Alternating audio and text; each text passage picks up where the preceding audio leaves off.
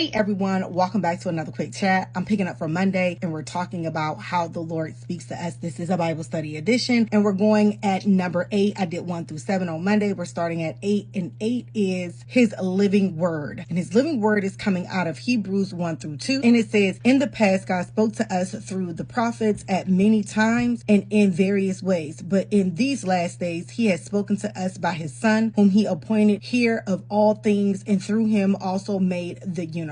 Number 9, we're talking about in your spirit. In Psalms 42:7 says, deep calls to deep. In the roar of your waterfalls, all your waves and breakers have swept over me. Number 10 is prophecy. And we're going Amos 3:7. And it says, surely the sovereign God does nothing without revealing his plan to his servants, the prophets. But if you know somebody who can see things and the things that they tell you is foretelling, that keep them around you. Keep them around you. Number 11 is nature. And we're talking Romans 1:20. And Romans 1:20 reads, for since the creation of the world, God's invisible qualities, his eternal power and divine nature have been clearly seen, being understood from what has been made, so that people are without excuse. Number 12 is angelic visitations. And the angelic visitations is coming out of Luke 1:19.